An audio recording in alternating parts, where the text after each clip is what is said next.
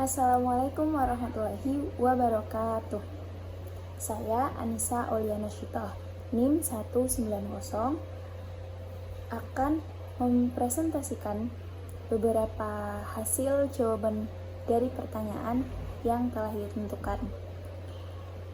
Video ini dibuat guna memenuhi tugas ujian akhir semester mata kuliah telaah kurikulum dosen pengampu Bapak Prof. Ihram. Oke, pertanyaan yang pertama yaitu apa yang dimaksud dengan kurikulum? Apa sih itu kurikulum?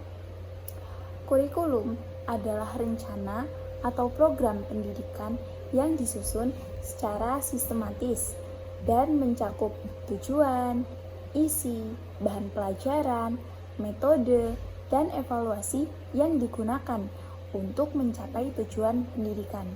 Kurikulum juga berfungsi sebagai pedoman bagi pendidik dan peserta didik dalam proses belajar. Tanpa adanya kurikulum, maka proses pembelajaran tidak dapat dilaksanakan. Maksudnya gimana? Jadi, kurikulum ini adalah suatu hal yang penting dalam pendidikan. Kalau kurikulum ini nggak ada, ya pembelajaran nggak bisa tidak bisa dilaksanakan karena di dalam kurikulum ini mencakup beberapa komponen yang ada, yang nantinya proses pembelajaran itu masuk di dalamnya. Oke, yang kedua yaitu kenapa sih kurikulum harus dianalisis? Analisis kurikulum merupakan proses penting yang dilakukan untuk memastikan bahwa kurikulum itu efektif, relevan, dan mampu memenuhi kebutuhan pendidikan siswa dan masyarakat secara keseluruhan. Maksudnya adalah kurikulum menjadi jawaban dari masalah-masalah yang ada, masalah-masalah pendidikan maupun masalah-masalah di masyarakat. Kurikulum yang baik itu ya kurikulum yang bisa menjawab masalah-masalah ini. Berikut beberapa alasan mengenai analisis kurikulum menjadi penting. Yang pertama yaitu evaluasi kualitas pendidikan. Analisis kurikulum membantu dalam menilai apakah tujuan pendidikan telah tercapai dan apakah metode pengajaran yang digunakan itu sudah efektif. Analisis kurikulum juga mengidentifikasi apakah materi pelajaran yang digunakan itu sudah relevan, up to date, dan sesuai dengan perkembangan ilmu pengetahuan dan teknologi. Nah, dengan menganalisis tentang yang berkaitan dengan evaluasi kualitas pendidikan ini, dengan menganalisis kurikulum itu bisa membantu hal-hal yang tadi sudah dijelaskan, yaitu membantu dalam menilai jika memang kurikulum ini sudah bagus, maka akan dipertahankan untuk beberapa tahun ke depan. Dan jika kurikulum ini dirasa kurang sesuai, maka akan diganti dengan kurikulum yang sekiranya itu bisa menjawab masalah-masalah yang ada. Selanjutnya yaitu alasan selanjutnya menyesuaikan dengan perkembangan zaman. Dunia itu terus berubah, sehingga kurikulum harus disesuaikan dengan kebutuhan, keterampilan, dan pengetahuan yang berkembang dalam masyarakat. Teknologi baru mempengaruhi cara kita belajar dan bekerja, sehingga kurikulum perlu diperbaharui agar siswa bisa beradaptasi dengan perubahan ini. Tanpa adanya analisis kurikulum tadi, maka perubahan dan pembaharuan ini itu sulit terjadi karena di dalam analisis kurikulum ini akan membedah bagaimana si kurikulum ini itu sudah relevan atau belum, apa kelebihan dan kekurangannya. Oke. Selanjutnya yaitu aspek-aspek apa saja yang dianalisis. Yang pertama ada tujuan atau objectivize. Apakah tujuan pendidikan yang dirumuskan sesuai dengan kebutuhan peserta didik dan tuntunan zaman? Apakah tujuan tersebut jelas, spesifik, dan dapat diukur pencapaiannya?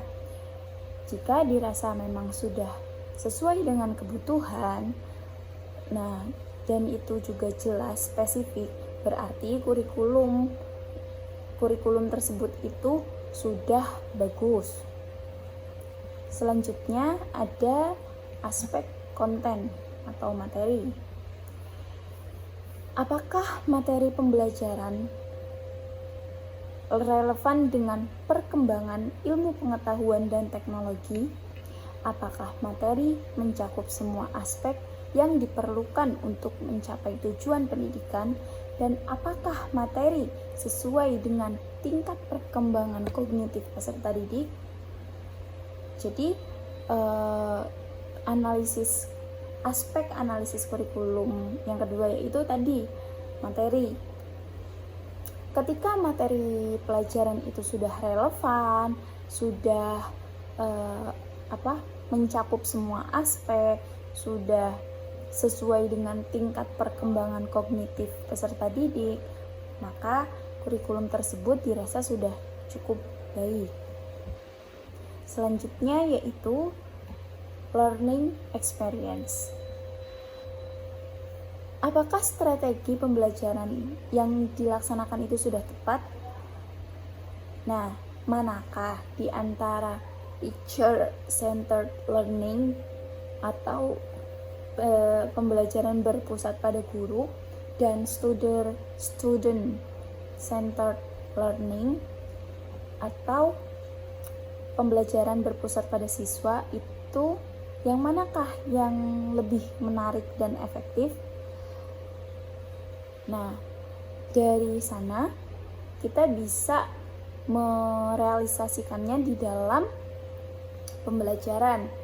Jika memang pembelajaran yang berpusat kepada guru itu lebih efektif, maka inilah yang menjadi dominan. Namun kebalikannya, jika pembelajaran berpusat pada siswa, maka hendaknya inilah yang dijadikan dominan. Agar apa? Agar pembelajaran itu nantinya lebih menarik dan lebih efektif. Dan yang terakhir ada evaluation approaches. Apakah alat evaluasi yang digunakan sesuai dengan tujuan pendidikan yang telah ditetapkan? Apakah proses penilaian dilakukan secara adil dan transparan? Dan apakah evaluasi memberikan umpan balik yang konstruktif untuk peserta didik? Nah, dari alat evaluasi ini itu bisa dianalisis, yang nantinya jika sudah baik maka dilanjutkan, jika belum cukup baik maka bisa diganti dengan cara evaluasi yang lain. Mungkin sekian dari saya. Mohon maaf bila terdapat banyak kata yang kurang berkenan. Wabillahi taufiq wal hidayah. Wassalamualaikum warahmatullahi wabarakatuh.